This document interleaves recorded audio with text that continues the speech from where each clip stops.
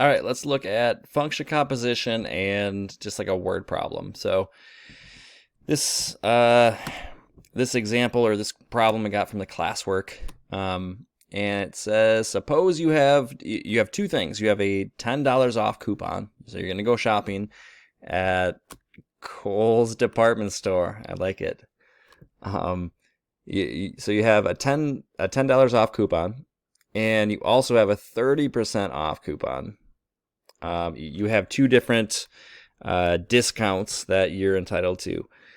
And just think about this for a second. Let's say you go and you find something to buy. Think about the what you would buy right now if you go to the store, whether it be a what kind of clothes you would buy, whatever.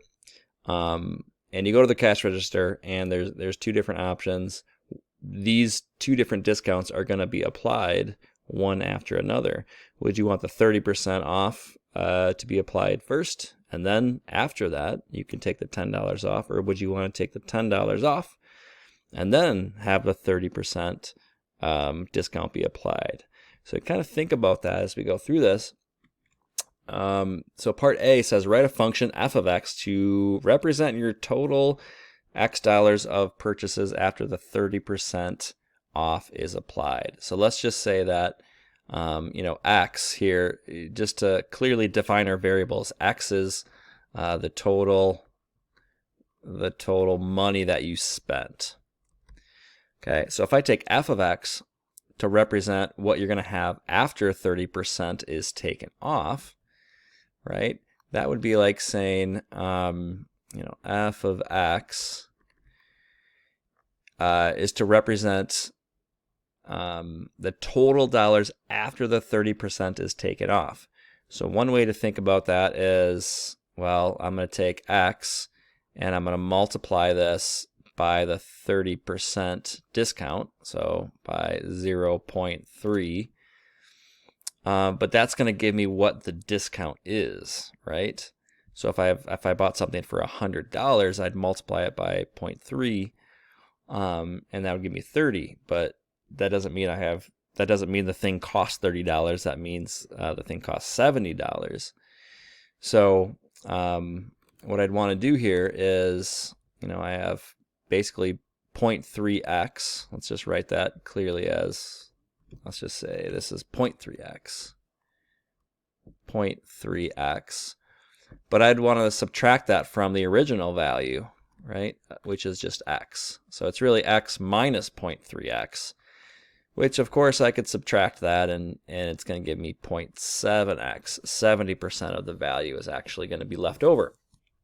So f of x is equal to 0.7x, right? That's the amount left over. Now part B, write a function g of x to represent the bill after the $10 off coupon is applied. So that one should be pretty simple. If I'm going to take $10 off of my purchase, I'm going to have my purchase price of x, and I'm going to subtract 10 from it. And that's all we have. So now we have this. So we got those two functions, those two things representing my discounts. Part C says determine f of g of x and g of f of x to create functions that represent your bill after the combination of coupons is applied. So now that we have this, let's figure out what f of g of x is. What is f of g of x? So in that example, that would be taking the $10 off first and then applying the 30% discount. So this would be like, what is f of, and if I look up my g of x here, put that in blue, my g of x is x minus 10. So I'm taking f of x minus 10, and I'm going to plug that into f. F of x is 0.7x, so I'm going to have 0.7x, or 0.7 times the input, which in this case is x minus 10. And so this is what it is. It's 0.7 times x minus 10.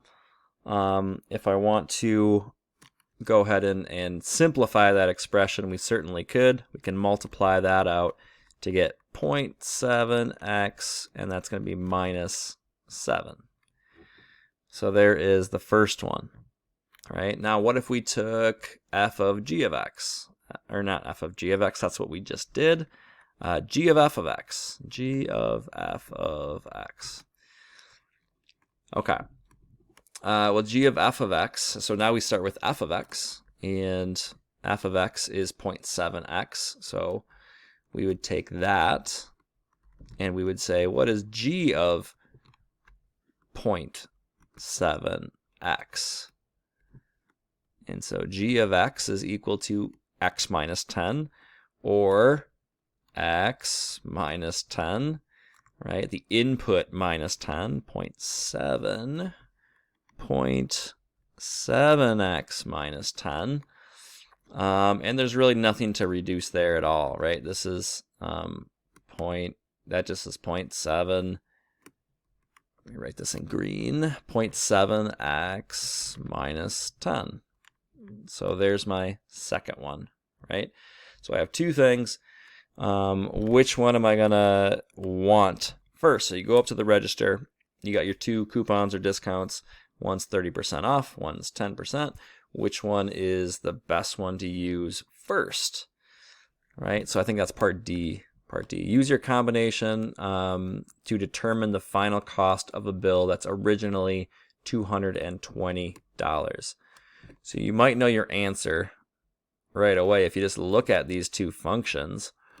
You know, which one's going to be the lower price? Well, it looks pretty clear that this one right here is going to be the lower price because that's 0.7x, but I'm subtracting more. In this case, I'm subtracting 10 instead of 7. But if we actually do that part D, we show it side by side, right? Right, this first one is 0.7x minus 7, and the second one was 0.7x minus 10. And so it said, what if the bill was $220?